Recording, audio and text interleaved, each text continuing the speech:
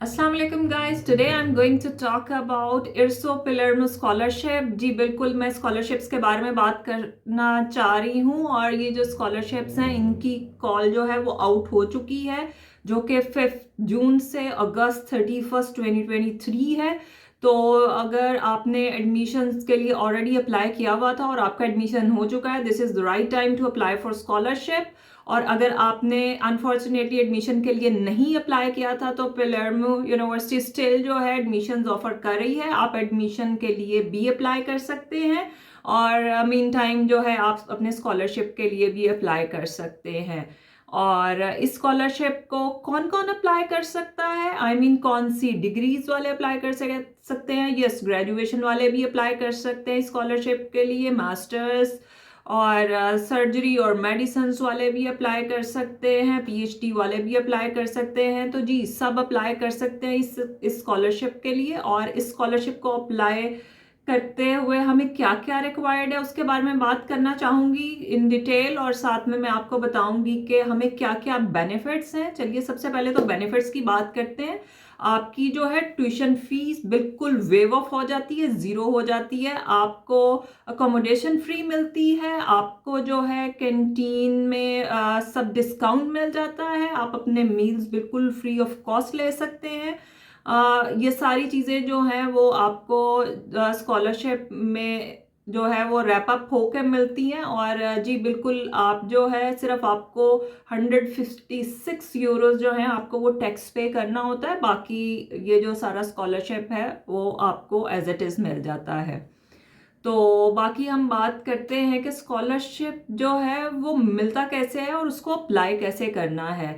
तो जी बिल्कुल, ये कुछ चीज़ें हैं जो आपने बहुत गौर से देखनी है और टिल द एंड आपने ये वीडियो देखनी है, क्योंकि डेट्स को मद्देनजर रखना बहुत ज़रूरी है। अगर आप कहीं पे भी एक आधी डेट मिस कर जाएंगे तो आपका जो है वो चीज़ें जो है वो मेस्ड अप होने का खदशा हो सकता है। इस वजह से जो है आपने सारी वीडियो को बहुत गौर से देखना है। और स्कॉलरशिप अप्लाई करने के लिए हमें कौन कौन से डॉक्यूमेंट्स रिक्वायर्ड हैं, हमें क्या रिक्वायर्ड है, हमें एक जो है अपना प्रॉपर्टी सर्टिफिकेट चाहिए, हमें एक अपना बैंक बैलेंस का सर्टिफिकेट चाहिए, एक हमें फैमिली सर्टिफिकेट चाहिए जिसको हम FRC बोलते हैं, और मे बी वो मज़ीद डिटेल में हमें चाहिए। वो किस लिए चाहिए? फैमिली सर्टिफिकेट क्या है? फैमिली सर्टिफिकेट में आपके पेरेंट्स, आपके सिबलिंग्स के नाम, उनकी एज, वो क्या करते हैं, उनकी कितनी इनकम है, ये सारी डिटेल्स चाहिए। प्रॉपर्टी सर्टिफिकेट में हमें ये चाहिए होगा कि जी आपकी जो है प्रॉपर्टी वो कितनी बड़ी है, अगर आपकी अपनी, अगर आप ओन करते हैं, अगर आपका रेंटेड घर है तो आप लिख सकते हैं कि जी मतलब मेरी अपनी कोई प्रॉपर्टी नहीं है, हम रेंट के घर पे रहते हैं। तो अगर आपकी अपनी प्रॉपर्टी है तो आपने उसके स्क्वायर मीटर लिखना है, अपने घर की डायमेंशंस उसमें मेंशन करनी है कि उसकी वर्थ क्या है और कितना बड़ा आपका घर है। तो अगर हम बात करते हैं बैंक स्टेटमेंट की, बैंक बैलेंस सर्टिफिकेट की, तो जी बिल्कुल उसमें ये पता होना चाहिए, उसमें ये सारा कुछ इंक्लूडेड होना चाहिए कि पिछले पूरे साल में आपकी क्या इनकम थी। क्योंकि अगर हम स्कॉलरशिप्स की बात करते हैं तो आपको अगर याद होगा तो मैंने अपनी प्रीवियस वीडियो में मेंशन किया था कि 2 टाइप के स्कॉलरशिप होते हैं। एक स्कॉलरशिप होता है मेरिट बेस्ड स्कॉलरशिप, दूसरा होता है नीड बेस्ड स्कॉलरशिप। तो जो बिल्कुल ये स्कॉलरशिप जो है ये नीड बेस्ड स्कॉलरशिप है और ये जो इटालियन गवर्नमेंट है उन स्टूडेंट्स को ऑफर करती है जिनकी एनुअल इनकम 25,000 यूरो से लेस देन होती है। तो ये वो स्टूडेंट्स अप्लाई कर सकते हैं। तो ये इन सारे डॉक्यूमेंट्स का पर्पस यही है कि उससे वो आपकी ये जो है एनुअल इनकम उसकी वर्थ का और अंदाज़ा लगा सकें कि आया आप इस स्कॉलरशिप के क्राइटेरिया को मीट करते हैं, हाँ आप इसके लिए एलिजिबल हैं कि नहीं। तो जी हाँ, बाकी आपको स्कॉलरशिप को अप्लाई करने के लिए क्या क्या रिक्वायर्ड है, तो डॉक्यूमेंट्स मैंने आपको मेंशन कर दिए।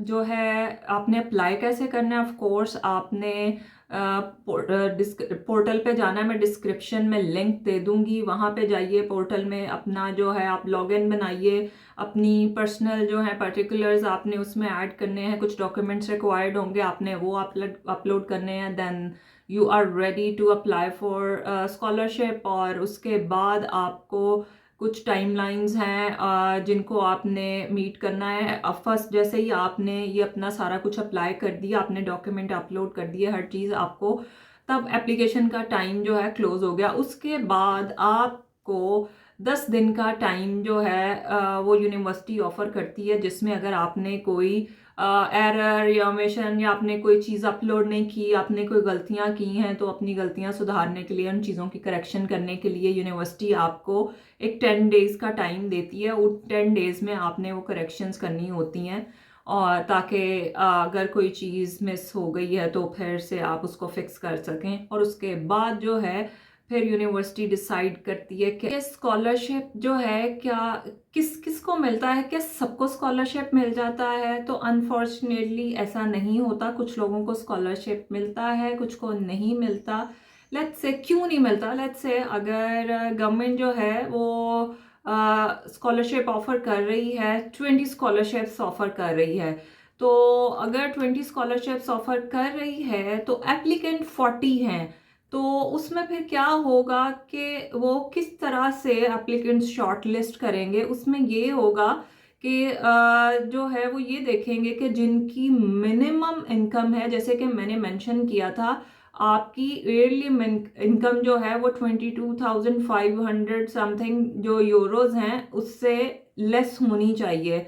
उस बेस पे वो जज करेंगे, क्योंकि ये नीड बेस्ड स्कॉलरशिप है, उस बेस पे वो जज करेंगे कि कौन सा स्टूडेंट है जिसकी मिनिमम इनकम है। तो वो वाले जो स्टूडेंट्स हैं वो टॉप ऑफ द लिस्ट आ जाएंगे, और उनको जो है वो उनका फर्स्ट राइट होगा स्कॉलरशिप को गेन करने का। तो जी बिल्कुल इसी तरह से ये यूनिवर्सिटीज़ का क्राइटेरिया और इसी तरह से जो है एप्लीकेशंस शॉर्टलिस्ट होती हैं। लेकिन यू नेवर नो, यूनिवर्सिटीज़ किसी वक्त भी जो है अपने रूल्स को चेंज करती रहती हैं। अगर उनका लेट्स से वो 20 को ऑफ़र करें तो वो 40 को भी ऑफ़र कर सकते हैं। और समहाउ ऐसा है कि अगर कुछ स्टूडेंट्स जो हैं वो इसी क्राइटेरिया में फॉल कर रहे होते हैं, तो वो अगर कंप्लीटली स्कॉलरशिप नहीं गेन कर पाते तो वो समहाउ उनको कैंटीन सर्विसेज में कुछ डिस्काउंट्स जो हैं वो मिल जाते हैं। तो जी हाँ, समहाउ आप कुछ ना कुछ जो है उसमें से गेट कर लेते हो। बाकी मैं बात कर रही थी कि अगर हमने ये स्कॉलरशिप के लिए जब अप्लाई करना है तो ये जो डॉक्यूमेंट्स हैं हमने वो अप्लाई करने हैं, तो उन डॉक्यूमेंट्स को अटेस्ट कराना बहुत ज़रूरी है। लेकिन अनफॉर्चुनेटली हमें पाकिस्तान में, मैं चूँकि पाकिस्तान के स्टूडेंट्स को लेके ही ज़्यादा बात करती हूँ, तो अगर हम पाकिस्तान, क्योंकि बाकी कंट्रीज़ में थोड़े से डिफरेंट जो है मेथड्स जो हैं वो डिफरेंट हैं ये पेपर्स को टेस्ट कराने के, लेकिन पाकिस्तान में बहुत सारे स्टूडेंट्स हैं जिनको प्रॉब्लम फेस करने को आते हैं। लेकिन समहाउ आप ये चीज़ें वहाँ पे भी कर लेते हो, लेकिन आपके पास ये डुअल ऑप्शंस होते हैं। आप सबसे पहले तो आपने अपना जो डॉक्यूमेंट है वो आपने गेजेटेड, ये तीनों डॉक्यूमेंट अपने गेजेटेड ऑफिसर से सब अटेस्ट कराने हैं। जो बैंक का डॉक्यूमेंट होगा ऑफ कोर्स मैनेजर उसको अटेस्ट करके उसको सील कर देगा। बाकी दूसरा डॉक्यूमेंट आपको, ये जो सारे डॉक्यूमेंट है, चूंकि आपने इटालियन यूनिवर्सिटी के लिए अप्लाई करना है तो ऑफ कोर्स इंग्लिश में डॉक्यूमेंट होंगे, तो आपको किसी ऑथोराइज्ड ट्रांसलेटर से उनको ट्रांसलेट भी कराना है, और फिर आपको एम्बेसी से लीगलाइज भी कराना है। तो समटाइम आपको पाकिस्तान से ये सारी जो है फैसिलिटीज़ नहीं मिलती, तो फिर क्या होता है कि आप यहाँ पे आके, यहाँ पे आप फिर जाके ये सारा प्रोसेस कर लेते हो, तो तब भी चीज़ें जो हैं वो सेटल हो जाती हैं। तो उसमें आपने फिर उसके बाद जब आपकी ये सारी सबमिशन हो गई, उसके बाद जैसे मैं डेडलाइंस की बात कर रही थी, तो डेडलाइंस में जैसे 31 जुलाई जो है 31 वो लास्ट डेट है इसको अप्लाई करने की। तो आपने अपना जो है एप्लीकेशन का टाइम 31 अगस्त सॉरी, तो वो क्लोज हो गया, और उसके बाद जो है 10 डेज का जो टाइम है वो स्टार्ट हो गया 15 सितंबर को, जो दोबारा टाइम ओपन होगा आपके, आपने एप्लीकेशन को सबमिट कर दिया था, अगर उसमें कोई चीज़ मिस हो गई है, कोई ओमिशंस, कोई एरर हैं, किसी किस्म की गलती है, ये तो आपको यूनिवर्सिटी ये 10 डेज का टाइम देती है, फिर से वो आपके पोर्टल को खोलती है, एप्लीकेशन को खोलती है, और आप उसमें चेंजेस कर लेते हो।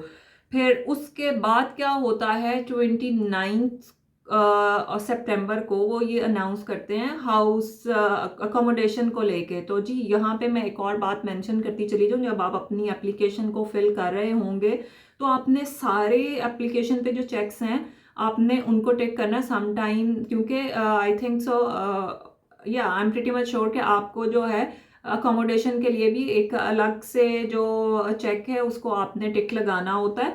तो जो जी बिल्कुल, तो 29 सितंबर को जाके आपकी अकोमोडेशन की जो है वो अनाउंसमेंट होगी और कि आया आप एलिजिबल हैं उसके लिए नहीं है। फाइनली 20 अक्टूबर को जाके जिन स्टूडेंट्स ने स्कॉलरशिप सिक्योर किए होंगे उनकी जो है वो लिस्ट डिस्प्ले हो जाएगी। तो ऑफ कोर्स जब आपकी लिस्ट डिस्प्ले हो जाएगी, आपने फाइनली स्कॉलरशिप सिक्योर कर लिया और उसके बाद जब आप यहाँ आ जाएंगे तो यहाँ आके दिसंबर में आपको जो है वो फर्स्ट हाफ स्कॉलरशिप का जो है वो क्रेडिट होके आपके अकाउंट में आ जाएगा। तो मैंने पहले भी मेंशन किया था इस, और अगर आपने अपनी एकेडमिक को मेंटेन नहीं रखा, आप अपने एग्ज़ाम्स पास नहीं करते, तो अनफॉर्चुनेटली ये आपको एक सेकंड चांस दिया जाएगा। आपको हर सेमेस्टर में 15 क्रेडिट्स लाजमी लाने हैं। अगर आप 15 क्रेडिट्स नहीं लाते तो आपको सेकंड इंस्टॉलमेंट्स जो है इसकी स्कॉलरशिप की ना मिलने का खदशा है, क्योंकि वो आपको चाहते हैं कि आप, अगर वो आपको स्कॉलरशिप दे रहे हैं तो आप पढ़ें। तो उसके बाद आपको एक और चांस दिया जाएगा कि आप फिर से अपेयर हों, और उसमें जब आप अपेयर होंगे तो उस वाले एग्ज़ाम्स में आपको 20% जो है वो क्रेडिट्स लेके आने हैं। तो अगर अनफॉर्चुनेटली आप वो भी क्राइटेरिया मेंटेन नहीं कर पाते तो फिर आपको सारे का सारा स्कॉलरशिप वापस करना होगा। Trust me, it's not difficult. वो सिर्फ ये चाहते हैं कि आप लोग पढ़ें। तो इसलिए स्कॉलरशिप को हासिल करना और फिर उसको मेंटेन करना it's not a big deal. बाकी यहाँ पे मैं एक और चीज़ मेंशन करती चाहूँ जो कि गर्ल्स स्टूडेंट्स के लिए है, और ये बड़ी खुशाइन बात है और मुझे बड़ा अच्छा लगा। वर्ल्ड वाइड जैसे कि आजकल वुमेंस को, ऑफ कोर्स ईयू में तो स्पेशल वुमेंस राइट को देखा जाता है, तो वुमेंस के लिए 20% मोर स्कॉलरशिप है अगर वो स्टेम कोर्सेज में एडमिशन लेती हैं। तो stem means sciences, technologies, engineering, mathematics. तो अगर इन प्रोग्राम्स में गर्ल्स एडमिशन लेती हैं तो जो एग्जैक्ट स्कॉलरशिप है उससे 20% मोर स्कॉलरशिप जो है वो वुमेंस को ऑफर हो सकता है। तो आई होप मैंने आपके साथ सारी इंफॉर्मेशन स्कॉलरशिप के बारे में शेयर कर दी होगी, और अगर आपको कोई किसी किस्म की डिफ़िकल्टी आ रही है आप कमेंट कर सकते हैं, और ये बिल्कुल मुश्किल नहीं है। अगर आपने अभी तक स्कॉलरशिप के लिए नहीं अप्लाई किया तो ये वीडियो आपके लिए है। मेरी अगली वीडियोस भी आई होप स्कॉलरशिप्स के बारे में ही होंगी। तो तब तक के लिए मुझे दीजिए इजाज़त और हंसते बसते रहिए। इंशाल्लाह फिर मुलाकात होगी। अल्लाह हाफिज़।